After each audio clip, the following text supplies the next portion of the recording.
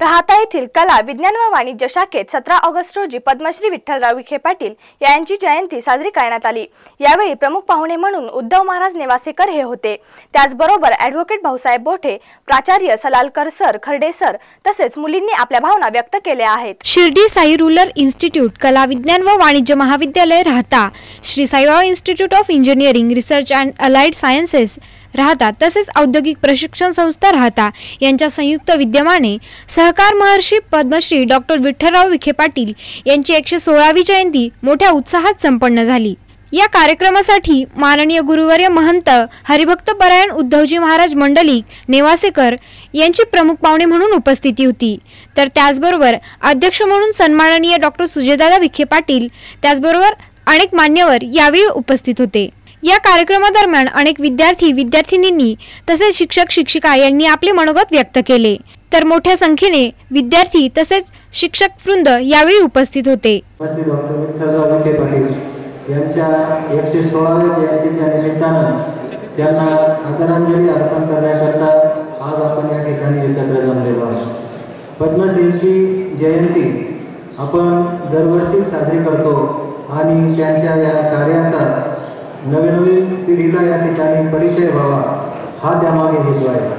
पद्मश्रींचं कार्य जर आपण पाहिलं तर अतिशय दैदिप्यमान असं कार्य पद्मश्रींनी केलेलं होतं। घेऊन जन्माला येणं हे देवाच्या हातात असतं, परंतु कुशाग्र बुद्धी आत्मसात करणं हे आपल्या हातात असतं। नियतीनं आपल्याला ठराविक टिपक्यांची मांडणी करून रांगोळी दिली, ती रांगोळी म्हणजे आयुष्य आहे। आयुष्य ही एक रांगोळी आहे, त्यात रंग भरायचे मात्र आपल्या हाती दिले, ते वाईट भरायचे की चांगले तेही आपल्या हाती दिले। चांगले भरले तर नक्कीच नाव कमावलं, पण वाईट भरले तर आहे ते जीवन जगता येणारच नाही।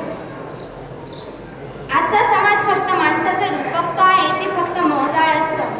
माणूस त्याच्या कर्तृत्वानं घडतो आणि कर्तृत्वानं परिवर्तनाचा जन्म होतो। अशाच एका परिवर्तनवादी पुरुषाचा जन्म नारळी पौर्णिमेच्या दिवशी म्हणजे सन 1901 मध्ये प्रवरा नदीच्या कुशीत वसलेल्या लोणी या खेडेगावात जन्मलेल्या पद्मश्रींनी आशिया खंडातील पहिल्या सहकारी साखर कारखान्याचे मुहूर्तमेढ रोवले। एवढेच नव्हे तर त्यांना भारतातील कृषी उद्योगाचे जनक म्हणून ओळखले जाते। त्यांनी सहकारातून समृद्धीचा राजमार्ग दाखविला। समाजहितांची कावड खांद्यावर घेतलेल्या पद्मश्रींनी सहकाराबरोबर शिक्षणाची ज्ञानगंगा शेतकऱ्यांच्या झोपडीपर्यंत पोहोचवण्याचा अभिनव प्रयोग राबविला। ग्रामीण भागातील मुलांना शिक्षण मिळालं पाहिजे, गोरगरिबांची मुले शिकली पाहिजे, खेडोपाड्यातील मुलांना शिक्षणाच्या सोयी उपलब्ध झाल्या पाहिजे। या अशा प्रकारच्या पद्मश्रींच्या आस्थेतून लोणीसारख्या खेडेगावात शिक्षणाची गंगोत्री अवतरली आणि आपल्या सर्वांना शिक्षणाच्या सुविधा उपलब्ध झाल्या। मुलांना अनेक फुलून सुकून जाते, परंतु त्यांची गंती कोणी न ठेवती असे एका कवीने लिहिले आहे। अनेक माणसे जन्माला येतात, काही काळानंतर मरणही पावतात, परंतु काही माणसे असे जन्म घेतात की ती आपल्या कार्याने आणि कर्तृत्वाने आपले नाव काळाच्या कपाळावर लिहून ठेवतात। त्यातीलच एक व्यक्ती म्हणजे पद्मश्री होय।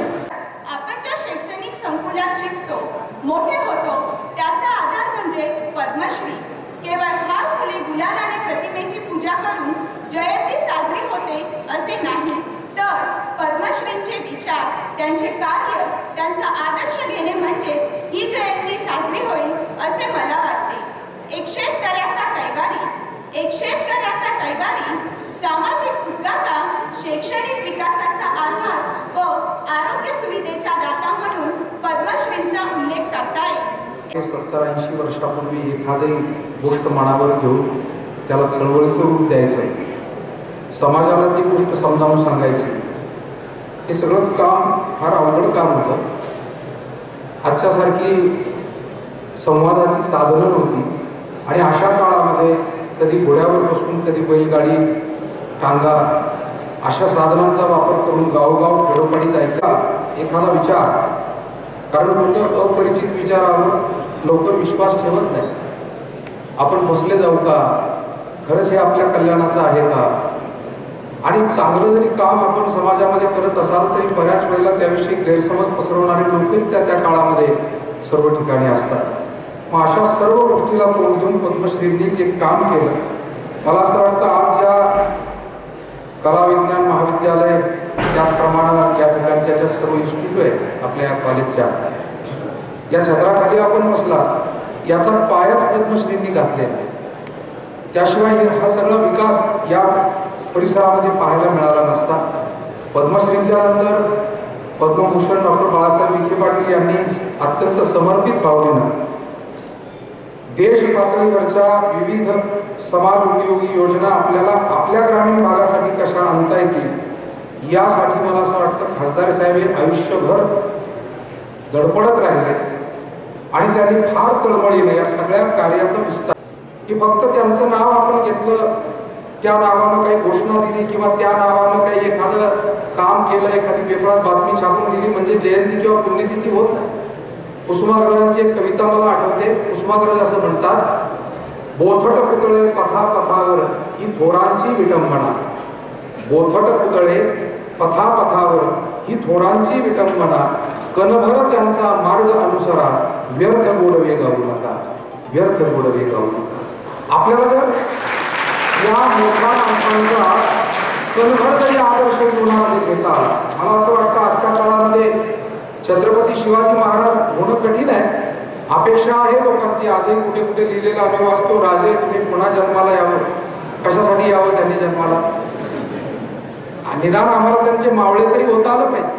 आणि मावळा व्हायला समर्पित भावना लागते, मावळा व्हायला प्रामाणिकता लागते. मावळा व्हायला आज आम्ही आमच्या आईवडिलांशी तरी प्रामाणिक आहोत का? आज आम्ही आमच्या देशाविषयी प्रामाणिक आहोत का? आमच्या शिक्षणाविषयी प्रामाणिक आहोत का? मला आनंद आहे नव्या पिढीमध्ये आमच्या तरुण बंधू भगिनीमध्ये आम्ही समाजात फिरणारी माणसं आहोत आणि आशावादी चित्र काही टक्के आम्हाला पाहायला मिळतं की काही मुलं काही मुली हे आपल्या शिक्षणाविषयी प्रामाणिक आहे, आपल्या आईवडिलांविषयी प्रामाणिक आहे. आपला देश, आपला धर्म, आपलं कर्तव्य, आपली शेती, आपला व्यवसाय जे काही त्यांना ध्येय ठरवलेलं आहे. परंतु आपल्याला फक्त या महामानवांचं गौरव करून होणार नाही. छत्रपती शिवाजी महाराजांचं ज्या वेळेला आपण स्मरण करतो त्यावेळेला छत्रपती शिवराय कसे घडले तर त्यांची आईवर असलेली प्रचंड श्रद्धा हे त्यांच्या घडण्यामागचा एक पहिला गुणधर्म आहे.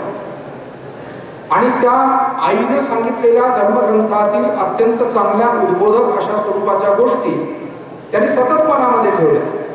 मग त्यांना महाभारतातला लढणारा अर्जुन सतत ध्यानात होता, रामायणातले प्रभू रामचंद्र त्यांच्या स्मरणात होते किंवा रामासाठी झोपून देणारा हनुमान त्यांच्या स्मरणात होता. आणि या पद्धतीने आपल्याला काही कार्य या रयतेसाठी करता येईल का हा सतत विचार त्यांच्या मनामध्ये होता.